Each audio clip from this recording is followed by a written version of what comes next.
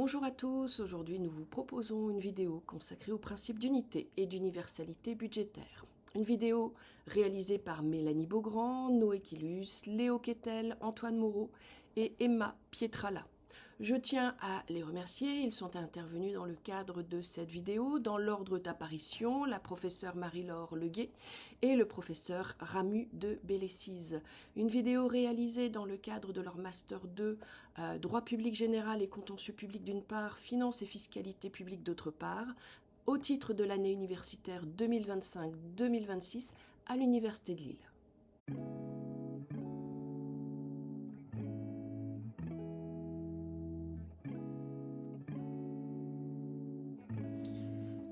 Visualisez-vous votre compte bancaire. Imaginez un document unique qui retrace l'ensemble de vos revenus, l'ensemble de vos dépenses, faisant en sorte que chacune d'elles soit indépendante, sans qu'il n'y ait d'affectation d'un de vos revenus vers une de vos dépenses. Prenons le cas des APL. Si elles sont directement envoyées à votre propriétaire, elles sont affectées. C'est à peu près la même logique pour le budget de l'État, mais elle n'est pas absolue. On tire cette idée du consentement à l'impôt, prévu à l'article 14 de la Déclaration des droits de l'homme.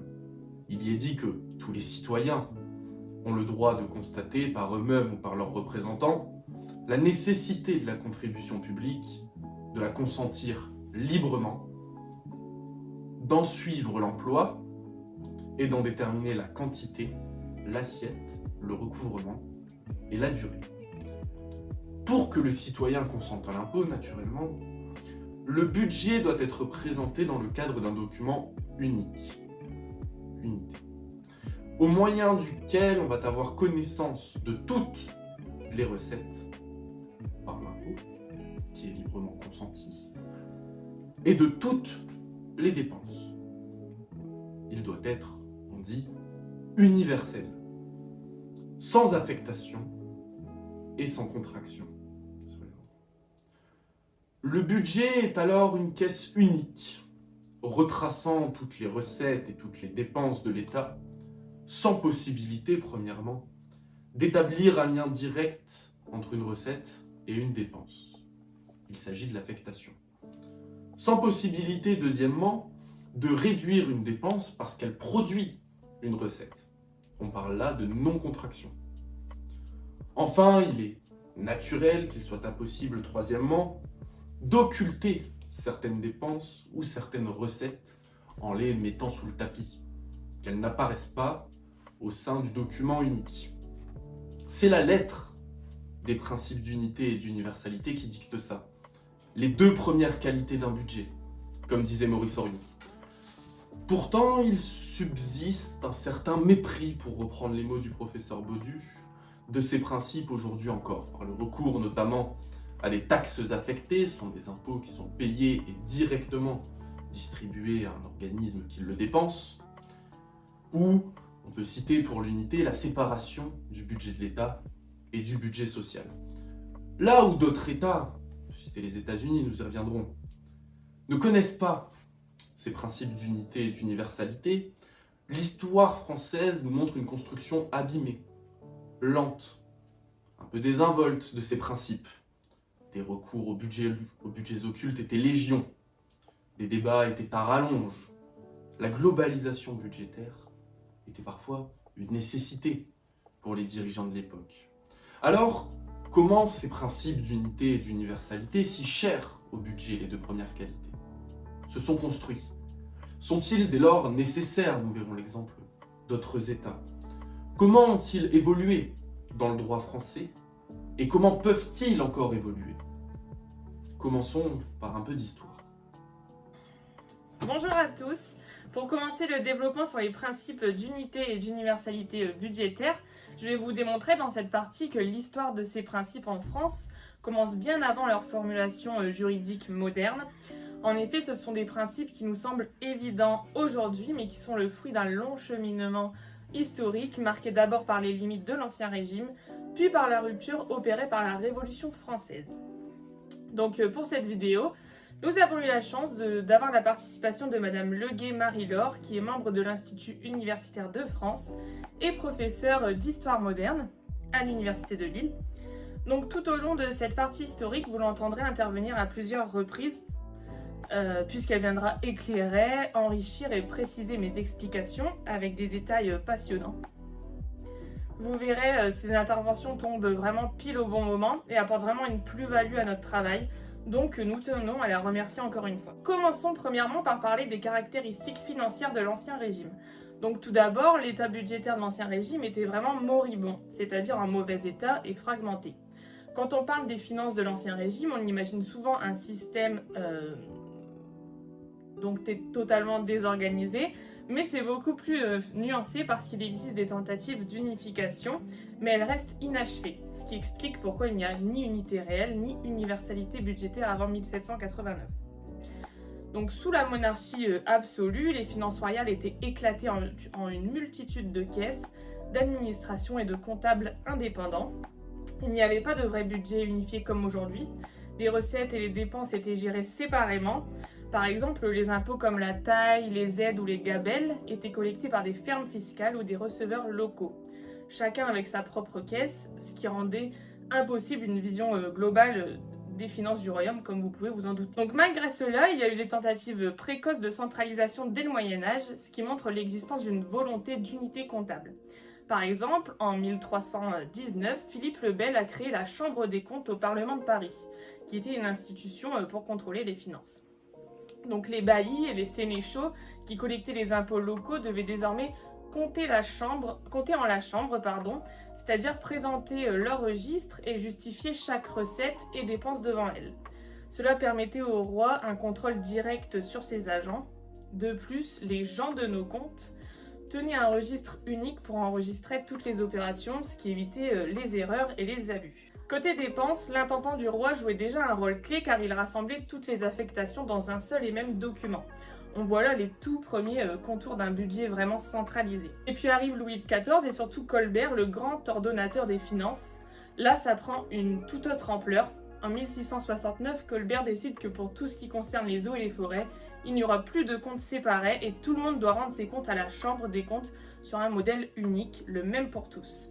Ça marche si bien qu'en 1678 et en 1681, il étend cette fameuse méthode colbertiste à la marine royale. Pour introduire cette idée, on peut d'ailleurs se tourner vers les propos de la professeure Marie-Laure Leguet qui rappelle que même si certains documents permettaient une forme de suivi, on ne peut absolument pas parler d'un budget unifié au sens moderne. Il y avait bien donc une prévision budgétaire.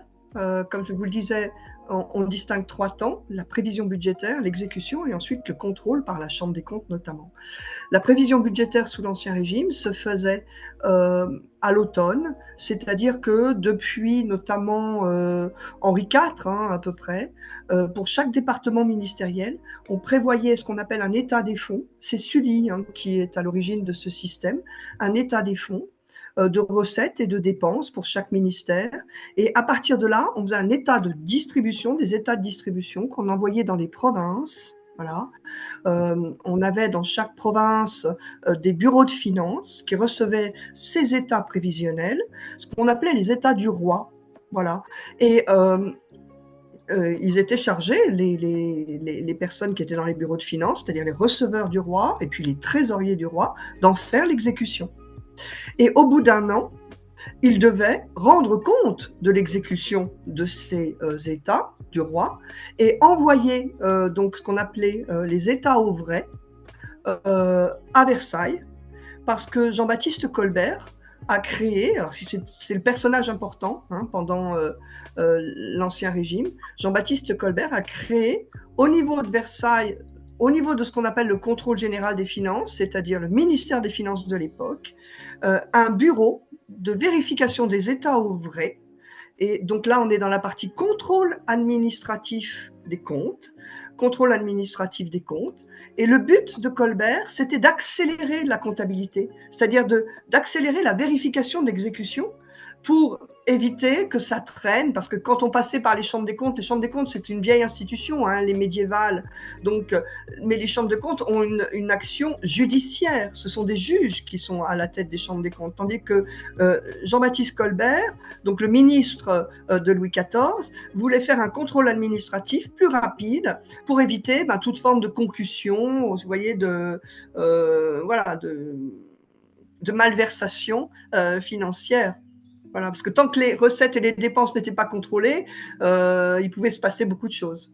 Voilà, donc oui, il y a bien une prévision budgétaire sous l'Ancien Régime.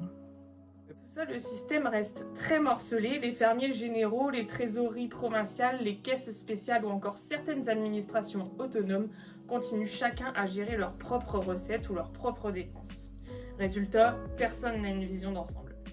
Le contrôle du roi, il existe, mais il arrive tard, souvent après coup, et il est très loin d'être complet.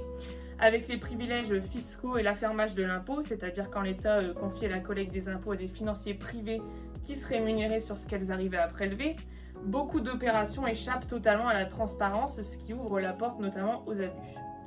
Dans ces conditions, on ne peut évidemment pas parler d'un budget unifié et l'idée d'une universalité est encore très éloignée. Et ce manque de cohérence, il va se payer très cher puisque le système reste inégal, peu efficace et au final la monarchie vit dans un endettement permanent. Comme il n'y a pas de responsabilité financière clairement identifiée, la crise ne fait que s'aggraver.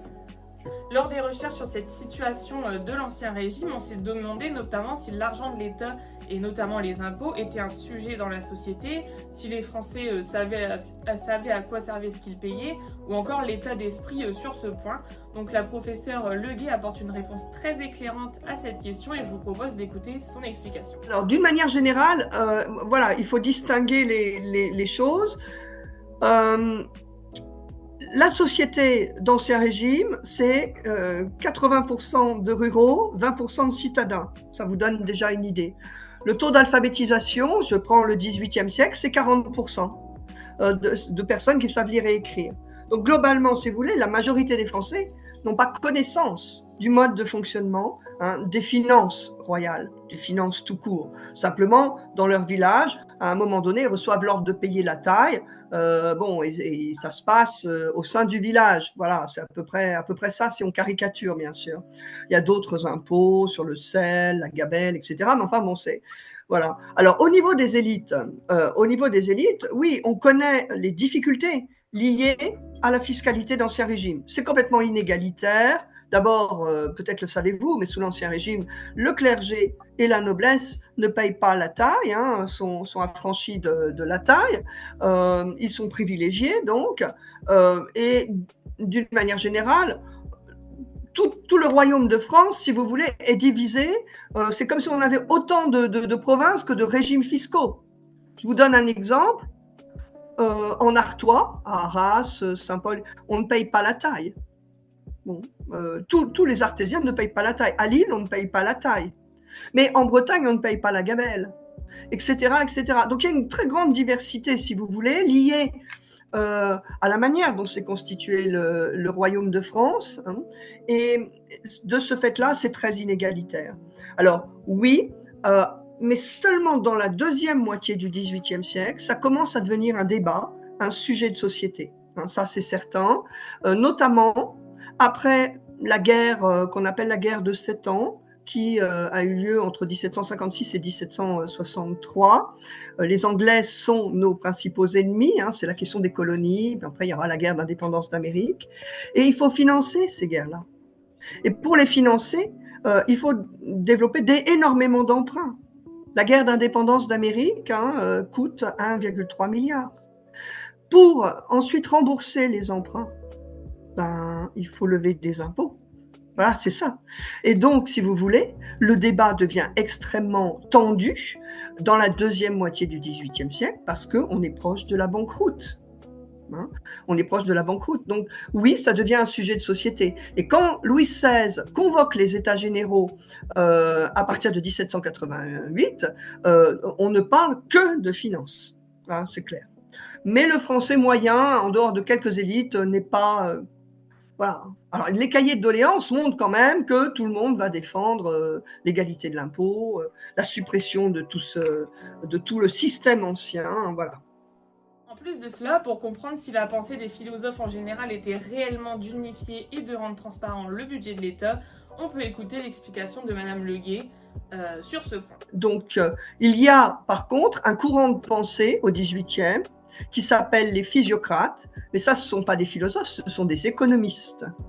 Et les économistes comme Turgot, comme Mercier de la Rivière, le fondateur François Quesnay, qui était médecin et encyclopédiste, eux, oui, ont une pensée fiscale, originale, avec la dimension universelle. Mais pourquoi ils ont cette pensée? Parce que à ce moment-là, au XVIIIe siècle, la pensée économique progresse et qu'ils se posent la question de la faculté des peuples, c'est-à-dire, on dirait aujourd'hui le PIB. Et c'est une école de pensée qui dit que le roi doit proportionner son impôt à la faculté des peuples. Ce qui semble assez logique aujourd'hui, évidemment, c'est ce qu'on appelle l'impôt sur le revenu, qui est quand même proportionnel, à minima. Bon, mais ils ont une pensée. Alors, la pensée physiocratique est complexe à repérer. Ça passe par la notion de valeur ajoutée. Bon, peu importe, de produit net, si vous voulez. Et surtout, ils renversent la logique du fondement du pouvoir. C'est-à-dire que le roi ne peut pas tout, ça ne vient pas d'en haut vers le bas, mais on commence par s'intéresser d'abord à ce que produit la nation. Ça se traduit, c'est un courant libéral, hein, les physiocrates français. En Angleterre, c'est la même chose, hein, c'est Adam Smith qui écrit en 1776 La richesse des nations. Ce qui fait la richesse du roi, c'est la richesse de la nation. Aujourd'hui, c'est pareil. Ce qui fait la richesse de l'État, pour qu'il ait de l'argent, ben, il faut qu'on produise d'abord. Sinon, il n'y a pas de richesse. Et alors, l'impôt, il doit se ponctionner sur quelque chose. Donc, voilà. Donc, c'est ce problème-là qui est soulevé au XVIIIe siècle, très clairement, qui est débattu, notamment dans des journaux. Alors, le journal de la physiocratie, c'est l'éphéméride du citoyen, ça s'appelle. Voilà. Et un certain nombre d'auteurs, effectivement, se posent la question, à tel point que on va un peu changer les choses, c'est vrai. Notamment Turgot. Turgot est un physiocrate et il va être rappelé par Louis XVI comme ministre des Finances entre 1774 et 1776. Et il va essayer de changer les choses. Mais bon, il reste que 2 ans. Hein, il reste que 2 ans. Donc tout ce que je viens d'expliquer permet de saisir le contexte dans lequel la Révolution française va intervenir. Et c'est ce qui fera donc l'objet de notre seconde partie. Et donc c'est précisément à ce moment-là que vont naître les principes d'unité, d'universalité, mais surtout un des prémices qui est le consentement à l'impôt. En effet, la Révolution française, elle marque une rupture profonde, née notamment des réactions philosophiques au dysfonctionnement de l'Ancien Régime. L'impôt pesait presque exclusivement sur le tiers-état, tandis que la noblesse et le clergé étaient largement exemptés. Les économistes comme Vauban, Bois-Guilbert ou les physiocrates condamnent notamment l'arbitraire fiscal, les privilèges et ce qui nous intéresse davantage pour notre sujet, c'est-à-dire l'opacité des comptes. Les philosophes des Lumières, quant à eux, comme Rousseau, Voltaire ou Diderot, réclament la publicité des finances et l'égalité devant l'impôt. Rousseau, notamment dans le discours sur l'économie politique, affirme clairement que les impôts ne peuvent être établis légitimement que du consentement du peuple ou de ses représentants. Donc toutes ces critiques se retrouvent dans les cahiers de doléances de 1789 où les Français réclament notamment l'égalité fiscale, la suppression des privilèges et le contrôle de l'usage des fonds publics.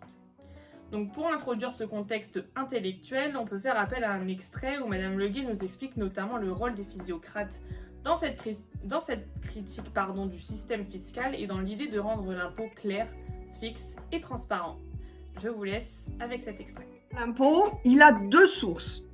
La première source, c'est le prisme anglais. Je vous rappelle qu'au Parlement de Londres, on a 2 chambres, dont la Chambre des communes, qui est la chambre basse, et que ces députés de la chambre basse à Londres sont élus. Ils sont élus. Et le Parlement de Londres est très prestigieux, hein, depuis la Grande Charte de 1215. Bon.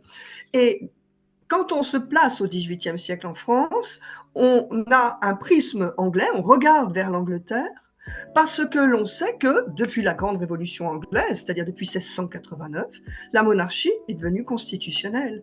C'est-à-dire que le Parlement, mais déjà avant, consentait à l'impôt. Et s'il ne consentait pas, le roi d'Angleterre avait des moyens de diminuer. C'est l'objet de la première révolution anglaise, 1649, et de la deuxième, 1689.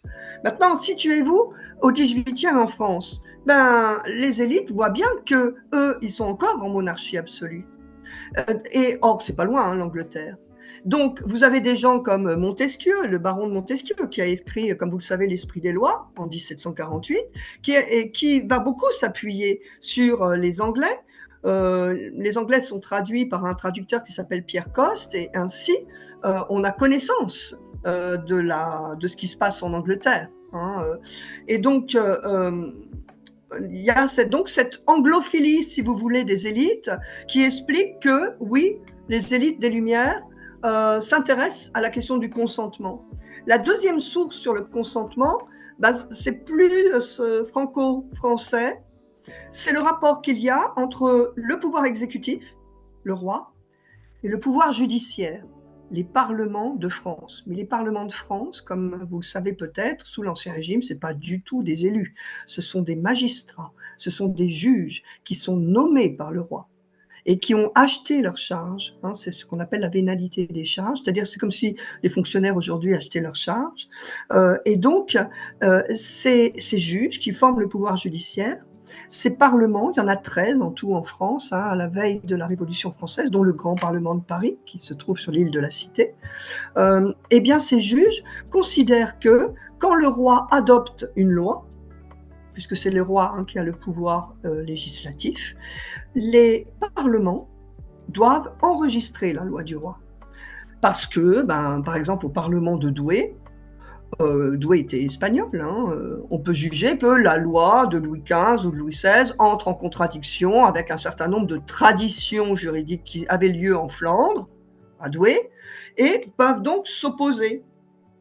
Donc, si vous voulez, le principe du consentement à l'impôt, c'est aussi l'idée qu'il faut un contre-pouvoir au pouvoir exécutif. Le roi ne peut pas, par des sortes de lois ou des arrêts en finance qui étaient très nombreux, faire ce qu'il veut, parce qu'à ce moment-là, il multiplie l'impôt à l'infini, il augmente l'impôt à l'infini, il gère n'importe comment les finances du roi, et il n'y a personne pour contrôler, puisqu'on ne convoque pas les États généraux. On est dans une monarchie absolue. À part les parlements qui ont un pouvoir d'enregistrement de la loi, simplement d'enregistrement, hein, comme une sorte de mémoire, il n'y a personne. Et c'est bien ce que dit Montesquieu. Il dit il faut un contre-pouvoir au pouvoir exécutif. Voilà. Donc, ça se présente comme ça, à la fois le prisme anglais et la question de l'absolutisme, comment on réduit l'absolutisme.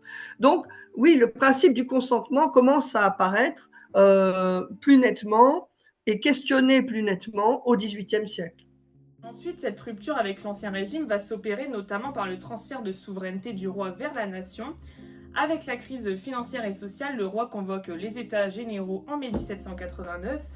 Rapidement, le tiers-État se programme Assemblée nationale le 17 juin et affirme représenter la nation tout entière.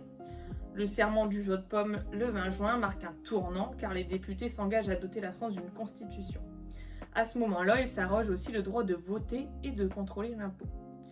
Cette rupture, elle est consacrée, comme vous le savez probablement, dans la Déclaration des droits de l'homme et du citoyen, notamment à l'article 3 qui affirme que la souveraineté réside dans la nation, et l'article 14 qui consacre que les citoyens ont le droit de consentir à l'impôt et d'en suivre l'emploi. À ce moment-là, s'affirme véritablement le principe fondamental du consentement à l'impôt qui est la base de tous les systèmes budgétaires modernes. Ce principe existait déjà dans la Magna Carta anglaise de 1215, qui imposait une autorisation parlementaire pour l'impôt. Mais en France, il faudra donc attendre 1789 pour qu'il devienne effectif. Cependant, ce transfert ne se fait pas sans tension car le roi résiste, mais comme vous le savez, la pression populaire avec la prise de la Bastille s'impose. Mais il faut le dire, même si la Révolution pose les bases du consentement à l'impôt, elle plonge aussi les finances publiques dans une période de grande instabilité. L'Assemblée nationale récupère la maîtrise des finances, mais il n'y a aucun organe central pour coordonner tout ça. De ce fait, les crédits sont distribués de manière très globale, les prévisions sont imprécises et les dérives financières se multiplient. Concrètement, jusqu'en 1792, chaque ministre gère ses fonds sur ses propres comptes sans vue d'ensemble et il n'existe pas de tableau général des dépenses publiques ni de recensement centralisé du déficit. Cette désorganisation, elle va favoriser de multiples abus, comme notamment la dilution d'importantes sommes dans des caisses spéciales ou extraordinaires. La caisse de l'extraordinaire, par exemple, finance aussi bien les besoins du trésor que le paiement de la dette ou l'émission massive des assignats sans procédure unique de suivi. Donc ce manque de coordination, il va expliquer notamment les retards de paiement, l'accroissement de la dette flottante et des détournements fréquents. À ce moment-là qu'intervient le tournant politique de 1792, car l'abolition de la monarchie confirme que la nation devient pleinement souveraine, et le transfert de souveraineté s'accompagne de mécanismes comme la publicité du débat fiscal, l'apparition d'un contrôle parlementaire ou encore le scrutin.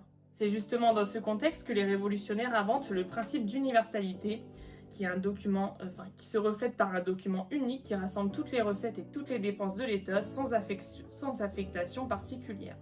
C'est une rupture totale avec les pratiques opaques de l'Ancien Régime où l'on pouvait dissimuler des paiements à travers les acquits de comptant. Le principe d'universalité, quant à lui, même s'il ne prendra pas sa forme juridique actuelle, vise dès cette époque la transparence des comptes publics. Chaque centime récolté ou dépensé doit apparaître dans un document unique, accessible et vérifiable. Cette exigence s'oppose aux anciennes méthodes de gestion où une grande part des finances du roi échappait à toute publicité ou contrôle effectif. Une question intéressante qui s'est posée ici était de savoir si ce principe de consentement à l'impôt était vraiment en rupture totale avec l'Ancien Régime, que ce soit en droit ou en histoire. Et pour clôturer cette partie, je vous laisse avec la réponse de Madame Leguet. Oui, on va dire, alors c'est toute la différence entre les historiens du droit et les historiens des lettres.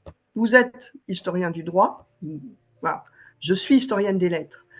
Vous allez voir l'évolution dans la loi, c'est-à-dire dans les normes. Et c'est inscrit et c'est tout à fait inédit. On est d'accord, c'est inédit. La Déclaration des droits de l'homme, c'est inédit. La manière dont s'organise l'Assemblée nationale, c'est inédit, etc. On supprime l'ensemble des impôts d'Ancien Régime pour créer de nouvelles contributions. Tout ça est inédit. Donc la rupture, on peut dire, dans ce point de vue-là, est totale. Mais l'historien des lettres, lui, il va aller dans les sources, voir comment ça s'est passé, etc. Et il va s'apercevoir que, alors, on ne peut pas parler de consentement. Sur la question du consentement, effectivement, on peut dire qu'en dehors de l'enregistrement des lois par les parlements, dont je vous ai parlé tout à l'heure, et de la création d'une institution nouvelle qu'on appelle les assemblées provinciales, à partir de la fin des années 70, et puis généralisation en 1787, il n'y a pas de lieu institutionnel du consentement à l'impôt, hein, c'est certain. Donc, oui, le français moyen, sous l'Ancien Régime, au XVIIIe siècle, est complètement contraint par l'impôt, il doit le payer. Il y a des procédures parfois vexatoires, notamment pour le prélèvement de la fiscalité indirecte, gabelle, douane, etc. Voilà. Donc, globalement, on peut dire que la rupture est forte. Elle est totale, peut-être pas, mais elle est très forte. Oui. Très bien. Très bien. Le transfert de la souveraineté du roi vers la nation a conduit à un changement de paradigme budgétaire dont est apparu le principe du consentement à l'impôt, inscrit à l'article 14 de la DDHC. La naissance de ce principe fondamental a pour conséquence l'éclosion de principes indispensables à sa réalisation et dont les différents régimes constitutionnels français ont par la suite élaboré. Les conséquences juridiques du transfert de souveraineté à la nation sur les finances publiques. Ça, c'est mon titre. L'article 14 de la DDHC dispose que tous les citoyens ont le droit de constater par eux-mêmes ou par leurs représentants la nécessité de la contribution publique, de la consentir librement, d'en suivre l'emploi et d'en déterminer la quantité, l'assiette, le couvrement et la durée. De ce fait, les citoyens doivent consentir librement à la contribution publique, c'est-à-dire de façon globale, aux finances de l'État et de façon plus pratique au budget dans son ensemble. Néanmoins, le consentement doit être réel, libre et éclairé. C'est en cela que le Code civil, par son article 1130, dispose que l'erreur, le dol et la violence vicient le consentement. Bien que le Code civil régisse les relations contractuelles entre les individus, cet article nous enseigne les impératifs intrinsèques au consentement. En effet, s'il y a une erreur dans la contribution publique, s'il y a une manœuvre frauduleuse qui occulte la vraie apparence de la contribution publique, ou si cette dernière est imposée par la force à la nation, il n'y a pas de consentement à l'impôt. C'est pour cette raison que pour certaines pratiques budgétaires doivent être mises en place afin de rendre le consentement effectif. Gaston Gesse disait qu'il n'y a aucune raison pour soustraire une dépense quelconque au contrôle du Parlement. S'il existait une seule dépense dont il n'aurait pas discuté de la légitimité, le vote de l'impôt ne serait pas donné en pleine connaissance de cause. C'est ainsi que le principe d'unité et le principe d'universalité répondent à cette exigence. Premièrement, le principe d'unité possède une dimension matérielle. Cela dans la mesure où ce principe incombe que le consentement de la nation s'implique à un seul budget. En d'autres termes, l'unité budgétaire suppose que le budget de l'État soit présenté dans le cadre d'un document unique au moyen duquel les parlementaires vont avoir connaissance des voies et moyens budgétaires qui sont ceux de l'État. Comme l'indique le professeur Alix, le principe d'unité est en opposition à la théorie de la spécialisation budgétaire, c'est-à-dire la subdivision du budget en plusieurs budgets spécialisés à un domaine spécifique de dépenses de l'État et donc en plusieurs lois différentes. En effet, il accorde que cette spécialisation conduit à un manque de clarté et de simplicité du budget. Il y a un manque de sincérité dans la présentation du budget en raison de la tendance des rédacteurs à soulager le budget ordinaire de l'État en faisant passer une partie de ses charges dans les budgets spéciaux. Par conséquent, la spécialisation budgétaire, contrairement à l'unité, facilite l'apparition des vices du consentement que sont l'erreur et le dol. Secondement, le principe d'universalité possède une dimension substantielle. Cela dans la mesure où, en raison de la présence d'un budget unique grâce au principe d'unité, il est nécessaire d'avoir une présentation intégrale des ressources et des charges de l'État sans contraction ni affectation. Le professeur Alix décrit la pratique du principe d'universalité par le fait d'inscrire au budget d'un côté toutes les dépenses et de l'autre toutes les recettes sans rien faire disparaître par compensation ou par contraction. Par conséquent, ce principe permet d'éviter l'inconvénient de la contraction qui rend en grande partie illusoire les droits du Parlement. En effet, le Parlement n'est plus appelé à voter la totalité des recettes et des dépenses, car l'administration n'aura pas besoin d'autorisation parlementaire à l'égard des frais de perception et de régie des impôts, car n'étant point apportés au budget, et ainsi les prélèvera librement sur la recette brute pour les aménager à sa guise. En d'autres termes, masquer au contrôle du Parlement des dépenses derrière des recettes et des recettes derrière des dépenses. En somme, il existe une complémentarité entre le principe d'unité et le principe d'universalité. Cette complémentarité permet la consécration d'un consentement libre et éclairé au budget. Dans cette partie, je souhaiterais vous démontrer que l'histoire des principes d'unité et d'universalité budgétaire sous la Ve République est marquée par un paradoxe fondamental. Jamais ces principes n'ont été aussi fermement consacrés sur le plan juridique, jamais simultanément ils n'ont été aussi profondément relativisés dans leur effectivité pratique. Les principes d'unité et d'universalité budgétaire trouvent leurs origines dans l'article 14 de la Déclaration des droits de l'homme et du citoyen de 1789. Ce texte consacre le droit pour tout citoyen de constater, de consentir et de suivre l'emploi des fonds publics. À l'origine, cet article ne possédait pas de valeur juridique. Cette situation a évolué avec l'arrêt Société Equi, rendu par le Conseil d'État le 12 février 1960, mais surtout avec la décision du Conseil constitutionnel Liberté d'association du 16 juillet 1971. En effet, par ces décisions, le Conseil a reconnu la valeur constitutionnelle du préambule de la Constitution de 1958 et également celle de la Déclaration des droits de l'homme et du citoyen. Dès lors, l'article 14 est devenu un des fondements des principes budgétaires garantissant la transparence des finances publiques et le contrôle du Parlement. Il permet d'appliquer les principes d'unité et d'universalité budgétaire. Le premier texte organique qui va les organiser, c'est l'ordonnance numéro 59-2 du 2 janvier 1959, adoptée sur le fondement de l'article 92 de la Constitution. Ce texte consacre solennellement les 4 principes classiques que sont annualité, unité, universalité et spécialité. Il n'en demeure pas moins qu'il admet dès l'origine d'importantes exceptions, budget annexe, comptes spéciaux du Trésor, prélèvements sur recettes. Ainsi, dès la naissance du régime, le principe d'universalité est à la fois affirmé et immédiatement atténué par les différentes exceptions. À partir des années 1970, le Conseil constitutionnel va progressivement durcir son contrôle et transformer ses principes en véritables exigences constitutionnelles. En 1979, il va censurer pour la première fois une loi de finances entière pour non-respect de la procédure organique. Le message est clair, même le budget de l'État doit respecter les règles. La décision du 29 décembre 1982, loi de finances pour 1983, constitue un arrêt de principe. Le Conseil y définit l'universalité comme impliquant deux règles sous-jacentes, la non-compensation et la non-affectation. Ce principe il vise à assurer la clarté des comptes de l'État et le contrôle du Parlement. Il précise que les recettes et dépenses doivent figurer au budget pour leur montant brut et qu'une recette déterminée ne peut être affectée à une dépense déterminée. Le principe de non-contraction signifie qu'il ne peut y avoir de contraction entre les recettes et les dépenses du budget. Elles doivent donc être inscrites pour leur montant intégral sans qu'il soit possible de les compenser.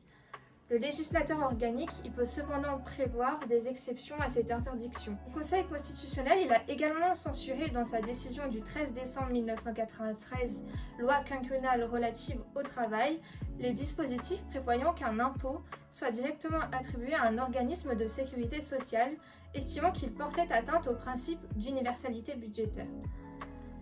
Le principe de non-affectation, bien que corollaire direct de l'universalité budgétaire, n'exclut pas pour autant certaines exceptions. Le Conseil constitutionnel a admis que l'affectation d'une recette à une dépense déterminée pouvait, dans certains cas, permettre de suivre l'efficacité d'une mesure d'imposition.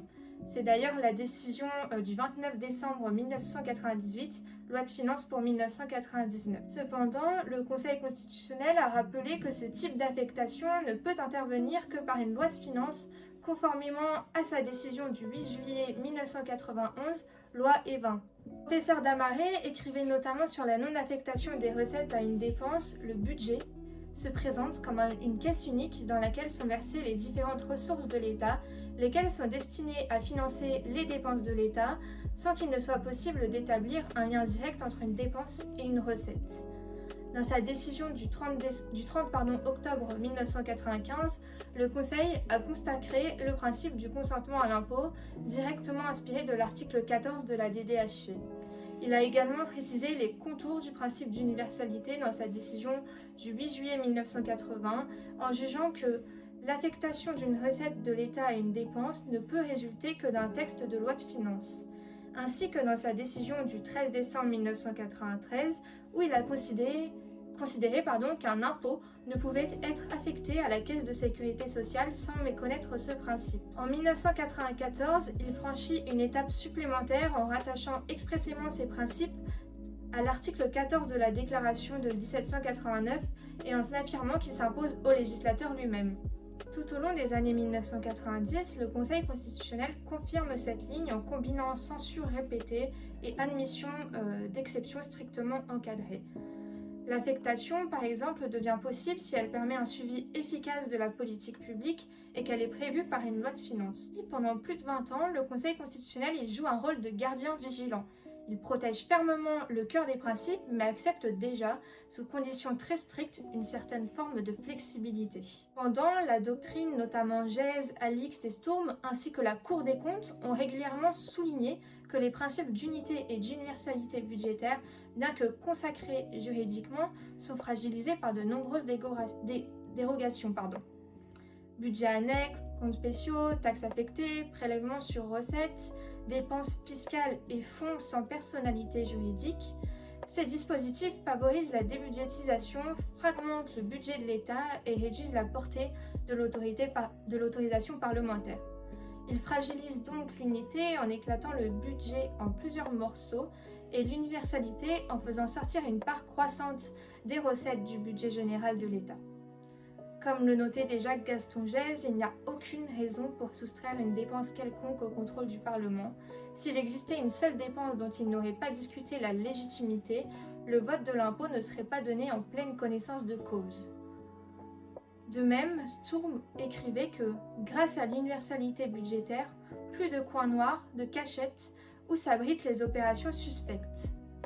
Enfin, Alix affirmait que la méconnaissance des principes rendrait illusoires les droits du Parlement. L'année 2001 semble marquer un tournant décisif avec l'adoption de la loi organique relative aux lois de finances, dite LOLF, souvent qualifiée de constitution financière de l'État. Entrée pleinement en vigueur en 2006, elle poursuit deux objectifs majeurs: moderniser la gestion publique par une logique de performance et restaurer le pouvoir budgétaire du Parlement. Elle réaffirme avec force les principes d'unité et d'universalité, article 6 et article 32, introduit le principe de sincérité et supprime ou réduit considérablement plusieurs catégories de comptes dérogatoires. Dans sa décision du 25 juillet 2001, loi organique relative aux lois de finances, le Conseil constitutionnel a rappelé que les principes d'unité et d'universalité budgétaire répondent à un double objectif: assurer la clarté des comptes de l'État et par la même occasion permettre un contrôle efficace du Parlement. À la suite de cette réforme, beaucoup de personnes ont pensé qu'on allait enfin remettre de l'ordre et rendre au Parlement son vrai pouvoir sur le budget. Cela apparaissait alors comme la fin des délires. En réaffirmant solennellement l'unité et l'universalité et en encadrant davantage les comptes dérogatoires, la LOLF a donc réellement renforcé, au moins en apparence, la portée de ces principes, avant que les pratiques financières et les crises successives n'en réduisent progressivement la portée. Or, l'expérience des 2 dernières décennies révèle une réalité sensiblement différente. En encadrant strictement les comptes d'affectation spéciale, donc article 34, la LOLF les a paradoxalement légitimés et constitutionnalisés. En loi de finances initiale pour 2025, les comptes d'affectation spéciale représentent un volume total de 76,4 milliards d'euros. S'y ajoutent également les prélèvements sur recettes au profit de l'Union européenne et des collectivités territoriales, la multiplication des taxes affectées, le développement des opérateurs de l'État et des dépenses fiscales. La Cour des comptes, dans son rapport thématique de février 2025, rapport public, alerte sur une dérive inédite du déficit à 6% du PIB en 2024 et l'urgence d'un ajustement de 110 milliards d'euros. La révision constitutionnelle du 23 juillet 2008, en introduisant l'article 47-2 et en renforçant les pouvoirs d'investigation des commissions des finances, semblait pourtant conforter la logique parlementaire. Le renforcement du contrôle de sincérité opéré par le Conseil constitutionnel après 2010 allait dans le même sens. Mais les crises successives, crise financière de 2008, crise sanitaire de 2020, crise énergétique de 2022, ont multiplié les lois de finances rectificatives et les mécanismes dérogatoires. Enfin, la loi organique du 28 décembre 2021, en assouplissant les règles relatives au prélèvement sur recettes, a été critiquée par la Cour des comptes comme une nouvelle étape dans l'affaiblissement de l'universalité. Au terme de 65 années d'évolution, le constat est donc contrasté. Sur le terrain juridique, les principes d'unité et d'universalité n'ont jamais été aussi solidement ancrés. Valeurs constitutionnelles incontestées, jurisprudence protectrice, pouvoir renforcé du Parlement et de la Cour des comptes. Sur le terrain pratique, ils n'ont jamais été aussi fragilisés. Près de 40% des recettes fiscales échappent aujourd'hui sous une forme ou sous une autre au champ de l'universalité classique. La débudgétisation et l'émiettement portent atteinte au principe d'unité.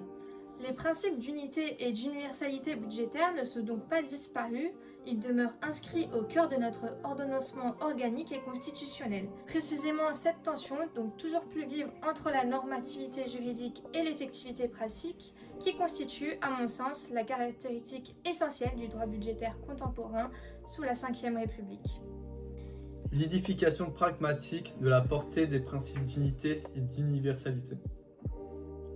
La naissance du principe du consentement à l'impôt et ses corollaires d'unité et d'universalité budgétaire doivent néanmoins être confrontés à la réalité de la pratique et de la gestion budgétaire d'un État. C'est en cela que la France a édifié ses principes d'unité et d'universalité de façon pragmatique, de même pour les pays étrangers qui ont dû les adapter à leur culture budgétaire. sur l'édification française des principes d'unité et d'universalité. En effet, les principes d'unité et d'universalité ne doivent pas être seulement perçus d'un point de vue théorique par rapport à la nécessité d'un consentement effectif à l'impôt, mais également par rapport aux nécessités intrinsèques d'un État. Dès que les principes d'unité et d'universalité sont visualisés par le prisme du pragmatisme, il surgit alors d'une part la nécessité de certains aménagements et d'autre part des aménagements indésirables et paradoxaux à ces principes. Les aménagements nécessaires aux principes d'unité et d'universalité. Bien que les principes d'unité et d'universalité soient indispensables à la consécration d'un consentement effectif à l'impôt, il arrive qu'il soit appliqué certains aménagements pour des raisons pragmatiques à l'organisation budgétaire. C'est notamment le cas de la pratique des budgets annexes et des comptes spéciaux. Dans un premier temps, la pratique des budgets annexes est un aménagement direct au principe d'unité budgétaire. En effet, dans le cas de certains services publics qui ne sont pas toujours juridiquement distincts de l'État et n'ont pas été par conséquent érigés en établissement public, leurs recettes et dépenses sont présentées séparément.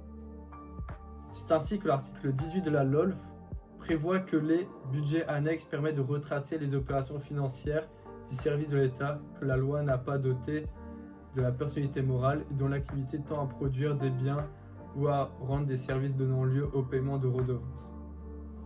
Ainsi, il est question de services bien spécifiques. C'est par exemple le cas du budget annexe contrôle et exploitation aérien qui est notamment financé au moyen de redevances de navigation aérienne. C'est pour cette raison que le Conseil constitutionnel indique que les budgets annexes sont financés pour l'essentiel par des rémunérations pour services rendus, la part des ressources fiscales qui leur sont affectées devant demeurer réduite. De plus, bien que la pratique des budgets annexes soit une infraction formelle à la règle d'unité budgétaire, le consentement à l'impôt et l'expression de la souveraineté de la nation demeurent car la création d'un budget annexe et l'affectation d'une recette à un budget annexe ne peuvent résulter que d'une disposition de loi de finances en vertu de l'article 18 de la LOLF. Néanmoins, l'infraction au principe d'unité est atténuée pour deux raisons.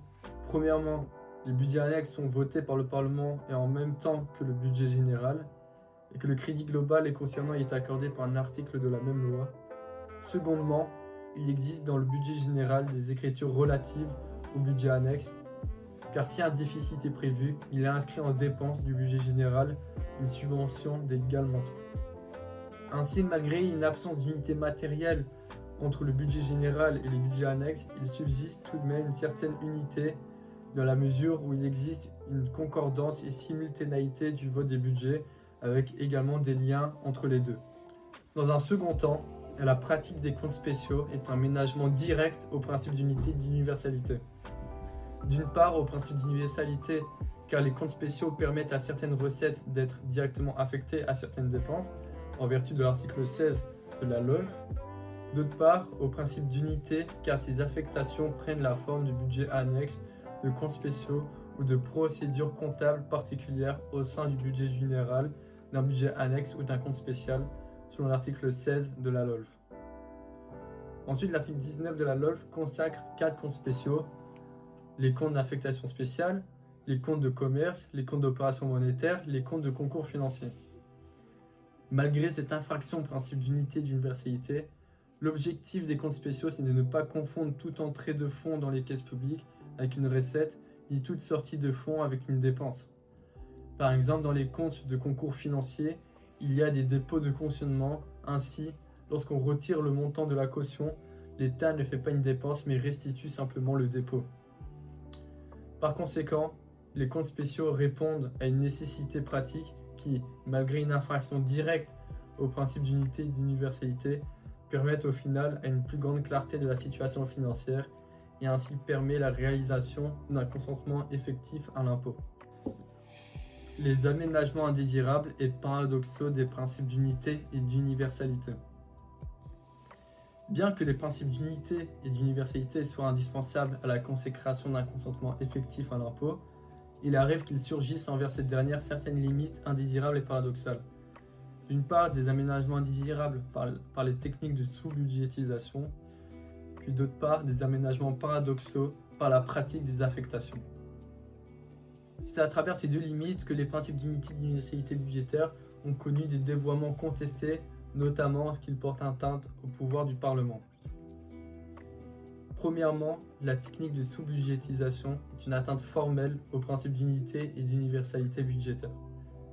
Cela en raison que cette technique permet d'équilibrer le budget ordinaire en faisant passer du budget ordinaire au budget extraordinaire les dépenses gênantes, opérant ainsi un morcellement du total des dépenses afin d'en dissimuler le montant exact. De ce fait, il s'agit d'une atteinte directe au principe d'unité et d'universalité et a fortiori au principe du consentement à la contribution publique, car cela évite d'informer le Parlement des montants réellement nécessaires au financement de certaines dépenses. Face à cela, le Conseil constitutionnel indique que la technique de sous-budgétisation présente des inconvénients inhérents du point de vue du contrôle sur les finances publiques. Cependant, il ne les déclare pas toutes inconstitutionnelles au regard de l'article 14 de la DDHC. En effet, il existe des sous-budgétisations officielles et ainsi acceptées. C'est notamment le cas lorsque l'État décide de confier à un établissement public la gestion d'un service qui pourrait être financé au moins de prélèvements obligatoires, voire de dotations versées par le budget de l'État. Ainsi, lorsqu'un service est à la fois autonome dans sa gestion, mais à la fois dépendant des ressources étatiques, c'est le cas par exemple de l'établissement public La Monnaie de Paris. Néanmoins, bien que le Conseil constitutionnel semble accepter la technique de sous-budgétisation sous certaines conditions, la Cour des comptes reste quant à elle critique face à ces dernières. En effet, dans son rapport de 2020, la Cour énonce que les débudgétisations, c'est-à-dire la prise en charge par des tiers de dépenses relevant de l'État, constituent l'une des dérogations majeures au principe d'universalité. Elles conduisent à affecter des ressources, notamment des taxes, à des opérateurs ou à des fonds sans personnalité juridique, qui échappent dès lors au cadrage financier du budget de l'État et aux contraintes de gestion qui s'appliquent au crédit budgétaire, notamment à la mise en réserve de crédit. En somme, il s'agit d'un ménagement accepté par la pratique budgétaire française et qui continue néanmoins à être indésirable par rapport aux impératifs budgétaires constitutionnels. Secondement, la technique de l'affectation constitue également une infraction totale au principe d'universalité. Malgré cela, dans certaines hypothèses, des recettes ont pu être officiellement affectées à des dépenses. En effet, il arrive que le produit de certaines taxes soit affecté à certains services publics d'État qui ne sont pas nécessairement personnalisés. L'affectation a été dictée pour justifier politiquement la création de la taxe. Le motif politique dont parlent les professeurs Walline et Laferrière subsiste dans la jurisprudence du Conseil constitutionnel lorsqu'elle permet la réalisation d'affectations. En effet, le Conseil constitutionnel prévoit qu'un mécanisme de prélèvement sur recette est possible dès lors que celui-ci est, dans son montant et sa destination, défini de façon distincte et précise dans la loi de finances et qu'il est assorti de justifications appropriées. De ce fait, l'affectation est possible lorsque le motif politique et motivé est approprié. C'est pour cette raison que le Conseil constitutionnel a déjà considéré que l'affectation d'une recette à un établissement public ne méconnaît pas le principe d'universalité. En somme, la technique de l'affectation est un ménagement paradoxal au principe d'universalité budgétaire. Une étude comparative permet de constater que si les objectifs de transparence et de contrôle parlementaire sont universellement reconnus, les moyens juridiques et institutionnels pour les atteindre varient considérablement. L'analyse des systèmes allemands, britanniques et américains révèle des approches alternatives allant de l'adaptation du modèle classique à des logiques radicalement différentes. Ce sont alors le reflet direct des structures historiques et culturelles de chaque État. Le droit budgétaire allemand est solidement ancré dans un cadre normatif hiérarchisé, comprenant la loi fondamentale, la loi sur les principes budgétaires et l'ordonnance budgétaire fédérale. Le droit allemand consacre le principe d'unité et de complétude qui exige que toutes les recettes et dépenses fédérales soient inscrites dans un plan budgétaire unique. L'un des principaux objectifs de ce principe est d'interdire la constitution de budgets fantômes, c'est-à-dire de fonds occultes échappant au contrôle parlementaire. L'équivalent allemand de la non-affectation est donc le principe de couverture globale, selon lequel l'ensemble des recettes sert à couvrir l'ensemble des dépenses. Ce principe vise à préserver la liberté de décision du législateur budgétaire et à assurer une allocation des ressources fondée sur les priorités politiques plutôt que sur la disponibilité de recettes spécifiques. La principale dérogation à ces principes réside dans les fonds extra-budgétaires, créés par une loi spécifique pour financer des tâches précises et limitées dans le temps. Au Royaume-Uni, nous passons à la tradition du common law. Ici, les principes ne sont pas codifiés au sens civiliste, mais sont incarnés de manière fonctionnelle par une institution historique, le Fonds consolidé, créé en 1787. Ce fonds est la caisse unique du gouvernement, la quasi-totalité des recettes y affluent et toutes les dépenses en découlent après autorisation parlementaire. Ce système de caisse unique met en œuvre de manière inhérente l'unité et la non-affectation. Bien qu'il constitue une entorse claire au principe d'unité et de complétude, leur création est soumise à des conditions juridiques strictes. Ils doivent être justifiés par des raisons objectives et impérieuses et être rattachés au budget principal par des mécanismes de transparence et de contrôle. Bien que la non-affectation soit la norme au Royaume-Uni, le débat sur l'affectation de certaines taxes est une constante de la vie politique et doctrinale britannique. Des propositions sont régulièrement avancées pour flécher le produit de taxes spécifiques vers des dépenses précises. Les partisans de cette approche y voient un moyen d'accroître la transparence et le consentement à l'impôt. A l'inverse, ses opposants estiment qu'elle conduit une allocation à des ressources rigides, inefficaces et irrationnelles, voire même déconnectées des priorités des politiques globales. Il n'existe pas de processus budgétaire unique aux États-Unis. La Constitution confère au Congrès le pouvoir de la bourse, mais ne prescrit pas de procédure unifiée pour son exercice. En pratique, le Congrès n'adopte pas une loi de finances unique, mais une série de lois de finances d'affectation de crédit, généralement au nombre de 12, chacune couvrant un secteur différent de l'administration fédérale. Ce processus est souvent complété par des résolutions continues pour éviter la paralysie de l'administration et des lois d'affectation supplémentaires, pour alors répondre à des besoins imprévus. Cette fragmentation rend donc toute vision d'ensemble extrêmement difficile et est alors une source de complexité. Les earmarks sont des dispositions insérées par des membres du Congrès dans les lois d'affectation de crédit qui flèchent des fonds vers un projet, un bénéficiaire ou une localisation géographique spécifique, en contournant les processus d'allocation concurrentielle ou fondés sur le mérite géré par le pouvoir exécutif. C'est alors un instrument puissant permettant aux parlementaires de financer des projets dans leur État. Donc vous voyez, ce qui est intéressant, c'est que nous on pense s'ils les ont pas ces principes, finalement le Congrès contrôle moins. Or en réalité, eux ils les considèrent comme étant limitatifs du pouvoir de contrôle du budget. Ils sont également limitatifs parce que dans le principe d'unité, il y a un document, mais ce document, il est préparé par l'exécutif en réalité. De toutes les manières, il ne pourrait pas y avoir de principe d'unité, puisque le point de départ du débat budgétaire, c'est non pas une proposition de budget, mais deux propositions de budget. Une du président et une du Congrès. Et ce procédé, c'est un petit peu moins déjà des 1% de la totalité des dépenses. Donc là, réellement, on affecte des dépenses très spécifiques. Cette affectation, elle se fait au niveau du débat budgétaire quand le budget est débattu par les sous-commissions ou les commissions. Donc c'est dans le jeu des négociations. C'est pas du chantage, c'est pas du tout de la corruption. C'est que comme ça, certaines dépenses sont vraiment identifiées. C'est officiel. On sait qu'on négocie de cette manière certaines dépenses qui font partie du jeu pour, on dirait, pour fluidifier les relations dans le cadre de la négociation du budget. Et puis également, ça permet d'identifier des dépenses bien spécifiques qui vont vraiment, dans le cadre d'un échange plus général, servir pour des États bien particuliers. C'est aussi le côté fédéral qui ressort. Comme ça, les États, ils existent dans le budget, y compris dans le budget fédéral. Quelle serait la grande différence? C'est que finalement, eux, ils les ont pas. On a déjà un peu répondu à ça. Mais ils ont un contrôle beaucoup plus important, sans les avoir stricto sensu. Parce qu'il y a certains programmes qui sont pluriannuels, d'autres qui sont annuels. Ils ne contrôlent pas moins bien pour autant. Ce qu'on pourrait dire également, par rapport à ces principes, c'est que finalement, l'annualité, ils y arrivent. La majeure partie du budget, ils contrôlent dans la totalité toutes les dépenses.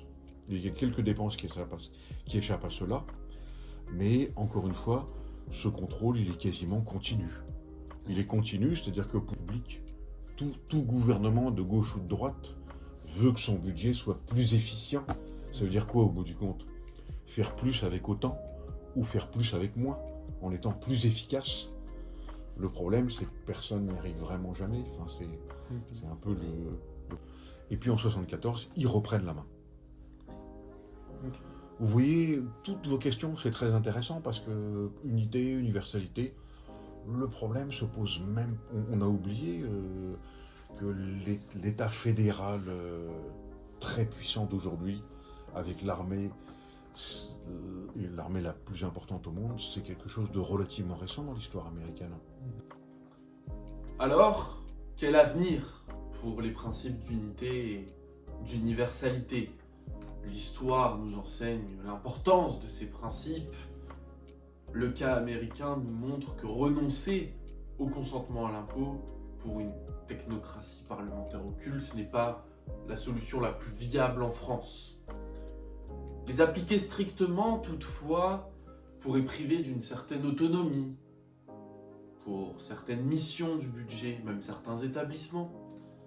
C'est le cas des agences de l'eau qui profitent de leurs taxes affectées et qui ont une gestion plutôt saine, note la Cour des comptes. Un contre-exemple où la Cour des comptes plaide un peu plus pour sa suppression est le cas du fonds Barnier, le fonds d'indemnisation pour les risques naturels, qui fait l'objet d'un usage assez occulte au sein du budget de l'État et qui montre une efficacité moindre pour un engagement budgétaire massif par des taxes affectées. Mais au fil de ces rapports, la Cour des comptes recommande évidemment la suppression des comptes spéciaux énoncés précédemment et surtout le retrait d'un nombre important de taxes affectées, notamment le fonds Barnier, pour permettre l'application stricte du principe d'universalité. Alors, au sein de la doctrine, une idée s'échappe. Certains vont plus loin, militent pour un regroupement au sein d'un texte unique de l'ensemble des dépenses et de l'ensemble des recettes de l'ensemble des administrations publiques. C'est-à-dire l'État en premier lieu, par la loi de finances, la sécurité sociale, avec la loi de financement, qui se regrouperait au sein du budget de l'État. C'est l'un des grands débats doctrinaux contemporains sur l'unité budgétaire.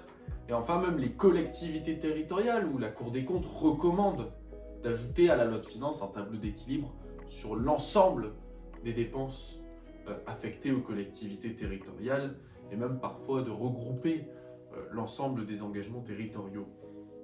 Cela permettrait, selon les auteurs, une meilleure lisibilité, un meilleur contrôle des finances publiques. À l'aune du grand défi que représente le déficit public et la dette publique, il est grand temps d'assumer le contrôle des finances publiques et certains auteurs militent pour cette universalité permettant le contrôle. Ainsi, la Cour des comptes note qu'au sein même de l'État, la lisibilité et l'efficacité des politiques budgétaires conduit nécessairement à une vision plus globale et à une recherche résolue de l'efficience budgétaire par l'unité et la lecture universelle de ce dernier. En clair, ici, la Cour des comptes, comme la doctrine, comme un bon nombre d'acteurs politiques, militent pour une loi de finances plus universelle, avec une nécessaire adaptation des principes d'unité et d'universalité qui sont voués à évoluer, il est certain. Converger vers un meilleur contrôle de la trajectoire budgétaire et une bonne gestion des finances publiques sans mépriser le consentement à l'impôt par l'universalité.